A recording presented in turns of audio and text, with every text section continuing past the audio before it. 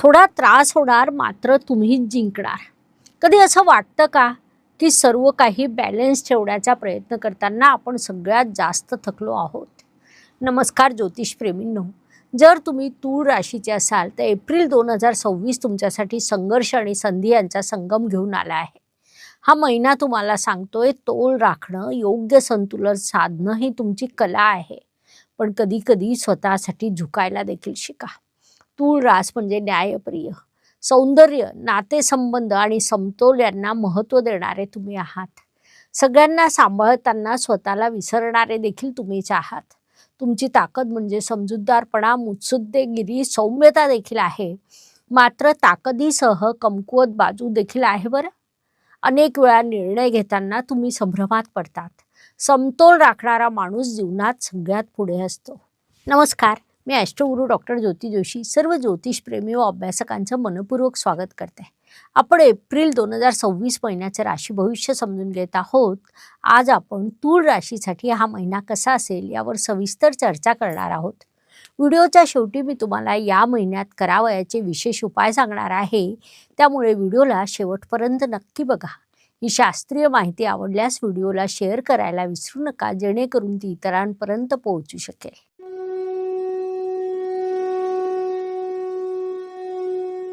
व्यक्तिमत्वाच्या दृष्टीने विचार केला असता एप्रिल 2026 हा महिना तूळ राशीसाठी अत्यंत वेगळा, निर्णायक आणि वेगळं वळण घेणारा महिना आहे. राशी स्वामी शुक्रदेव संघर्ष आणि यश देणार आहेत. महिन्याच्या सुरुवातीपासून 19 एप्रिलपर्यंत शुक्रदेव तुमच्या सप्तम स्थानात विराजमान असून त्याची थेट दृष्टी तुमच्या राशीवर आहे. याचा अर्थ या काळात तुमचं व्यक्तिमत्व आकर्षक बनेल. लोक तुमच्याकडे वळून बघतील, नातेसंबंध तुमच्यासाठी महत्त्वाचे ठरतील. 19 एप्रिल रोजी तुमच्यासाठी मोठा बदल घडून येणार आहे. शुक्रदेव स्वतःच्याच दुसऱ्या राशीत म्हणजे वृषभ राशीत आणि तुमच्या अष्टम स्थानात प्रवेश करतील. अचानक अडथळे, अचानक यश मिळेल. एखादा मार्ग बंद तर दुसरा उघडेल आणि मोठे बदल घडून येतील. एप्रिल 2026 हा महिना तुम्हाला शिकवेल की बदल म्हणजे शेवट नाही, तर बदल म्हणजे नवीन सुरुवात होय. साहजिकच त्याचा परिणाम तुमच्या व्यक्तिमत्वावर घडून येईल, म्हणून या काळाचा सदुपयोग करायला हवा. दहन कुटुंब वाणी या दृष्टीने तूळ राशीसाठी मंगळदेवांची स्थिती महत्त्वाची ठरते, कारण ते तुमचे धनेश आहेत. मंगळदेव 2 एप्रिल रोजी तुमच्या षष्ठ स्थानात प्रवेश करणार आहे. तिथे जलतत्वाची मीन रास येते. मीन राशीमध्ये आधीच शनिदेव विराजमान असल्यामुळे तूळ राशीच्या षष्ठ स्थानात मंगळ आणि शनी यांची युती होणार आहे. याचा परिणाम म्हणजे वाणीमध्ये कठोरता येऊ शकते. चुकीच्या शब्दांमुळे नात्यांमध्ये तणाव निर्माण होऊ शकतो. अशा काळात आर्थिक नुकसान होण्याची देखील शक्यता असते. यावर उपाय म्हणून तुमच्यासाठी एक छोटीशी सूचना आहे. काहीही बोलण्याच्या आधी थोडा विचार करा. शब्द हे बाणांसारखे असतात, सोडले की परत येत नाही, ही बाब लक्षात घ्या. पराक्रम व परिश्रम या दृष्टीने तूळ राशीसाठी गुरुदेवांची स्थिती महत्त्वाची ठरते, कारण ते तुमचे परिश्रमेश आहेत. गुरुदेव या काळात तुमच्या भाग्यस्थानात विराजमान आहे. त्यांची दृष्टी तुमच्या राशीवर, सप्तम दृष्टी तुमच्या परिश्रम स्थानावर आणि नवम दृष्टी पंचम स्थानावर पडत आहे. हा अत्यंत शुभ योग म्हणता येईल. या काळात तुम्हाला परिश्रमाचं फळ मिळणार आहे. प्रवास तुमच्यासाठी फायदेशीर ठरतील. बुद्धी आणि सर्जनशीलता वाढेल, म्हणून या काळाचा पूर्ण लाभ घ्यायला हवा. वास्तू, वाहन, जमीन, सुखशांती, मातृसौख्य या सर्व दृष्टीने विचार केला असता तूळ राशीसाठी शनिदेवांची कसोटी असते, कारण ते तुमचे चतुर्थेश आहेत. शनिदेव या काळात मीन राशीत म्हणजे तुमच्या षष्ठ स्थानात विराजमान आहे. या काळात तुम्ही आपल्या आईच्या आरोग्याची योग्य ती काळजी घेतली पाहिजे. घर, वाहन विषयक प्रश्न विलंबाने सुटण्याची शक्यता आहे. मानसिक तणाव निर्माण होऊ शकतो, परंतु संयम ठेवला तर परिस्थिती हाताबाहेर जाणार नाही, ही बाब लक्षात घ्या. शिक्षण, प्रेम, संतती या दृष्टीने तूळ राशीसाठी पुन्हा शनिदेवांचं गोचर महत्त्वाचे ठरतं, कारण ते तुमचे पंचमेश देखील आहेत. या काळात तुम्हाला स्पर्धा परीक्षेत यश मिळणार आहे.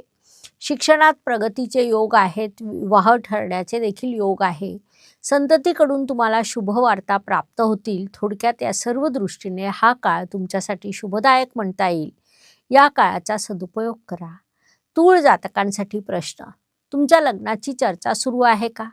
शिक्षण किंवा स्पर्धा परीक्षेत परीक्षेच्या निकालाच्या प्रतीक्षेत तुम्ही आहात का? तुमचं उत्तर कमेंटमध्ये नक्की लिहा. आरोग्य, कर्ज, स्पर्धक, हितशत्रू या दृष्टीने या काळात तुमचे स्पर्धक प्रबळ होणार आहेत. परंतु त्यांची चिंता करू नका, कारण शेवटी जिंकणार तुम्हीच आहात.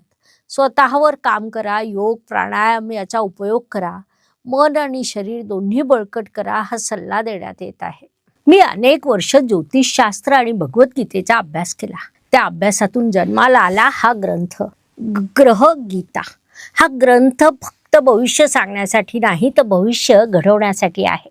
आजच प्रकाशनपूर्व नोंदणी करा 40% सवलतीसह आणि गीतेचा प्रकाश आपल्या जीवनात आणा.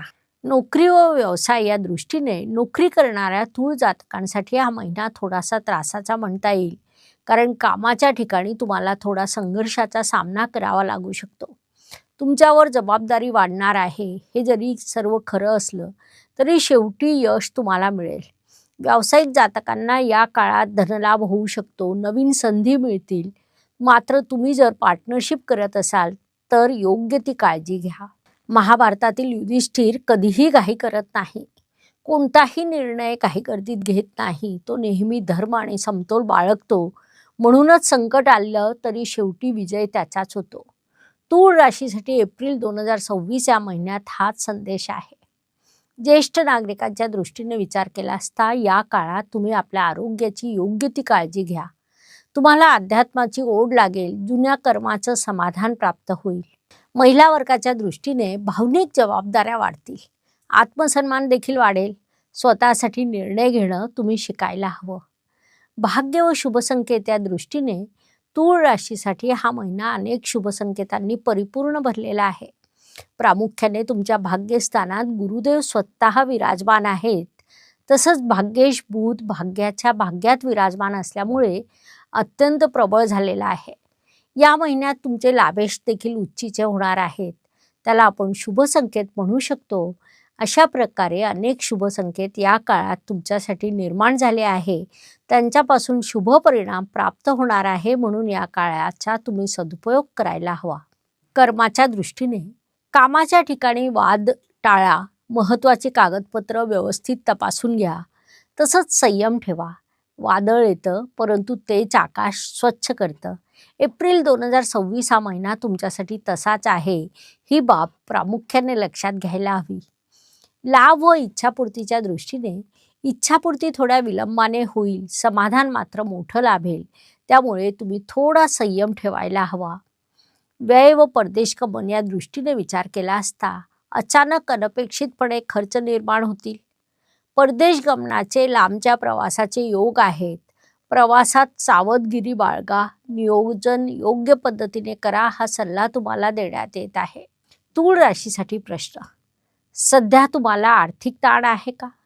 नोकरी किंवा व्यवसायात बदल करण्याचा तुम्ही विचार करीत आहात का? तुमचं उत्तर कमेंटमध्ये नक्की लिहा. अजून एक अत्यंत महत्त्वाची बाब म्हणजे आपल्या सर्वांची ज्योतिषशास्त्रावर असलेली श्रद्धा आणि आमच्या चॅनलला दिलेला सातत्यपूर्ण प्रतिसाद, यामुळे आपले मनपूर्वक आभार.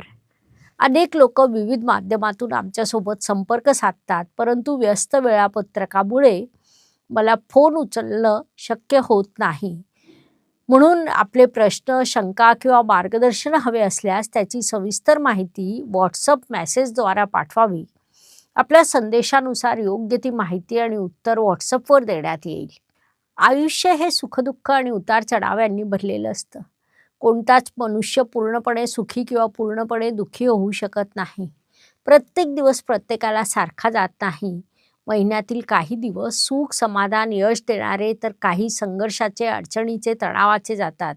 हे सर्व चंद्राच्या गोचरवरून ठरत असतं. त्या दृष्टीने तूळ राशीसाठी या महिन्यातील 5, 15 आणि 23 हे दिवस शुभदायक, सुखदायक, यशाचे राहतील. 1, 12, 21 हे दिवस तणावाचे जातील. या दिवसांमध्ये अडचणी, अडथळे जाणवतील. म्हणून तशी मानसिकता तयार करून वाटचाल करा.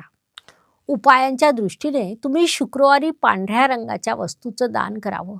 ओम शुक्राय नमः या मंत्राचा 11 वेळा जप करा. या उपायांचे शुभ परिणाम प्राप्त होतील. तूळ राशीसाठी रोज क्वार्टज हे ब्रेसलेट सुचवण्यात येत आहे. निर्णय क्षमतेत कमी, नातेसंबंधात तणाव अशा समस्यांचा जर तुम्ही सामना करत असाल तर हे ब्रेसलेट तुमच्यासाठी अत्यंत लाभदायक राहील. हे तुम्हाला ऑनलाईन खरेदी करायचे असल्यास त्याची लिंक डिस्क्रिप्शन बॉक्समध्ये दिलेली आहे.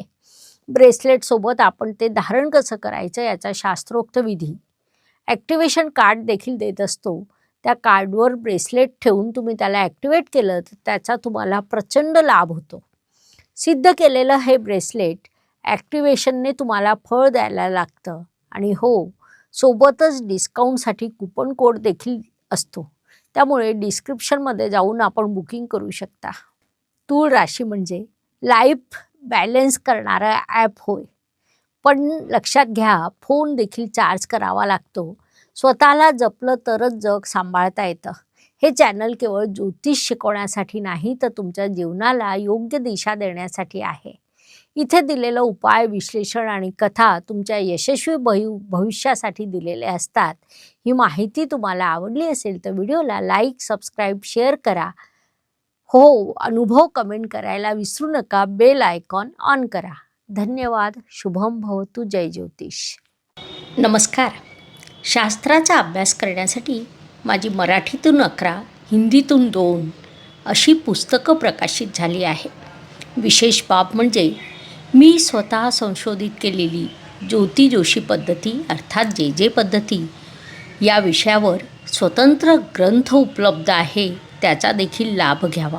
यूट्यूबची कार्यप्रणाली ही मुख्यतः लाईक, शेअर आणि सबस्क्राईबवर चालते. Please like, share and subscribe the channel. धन्यवाद. शुभम भवतु. जय ज्योतिष.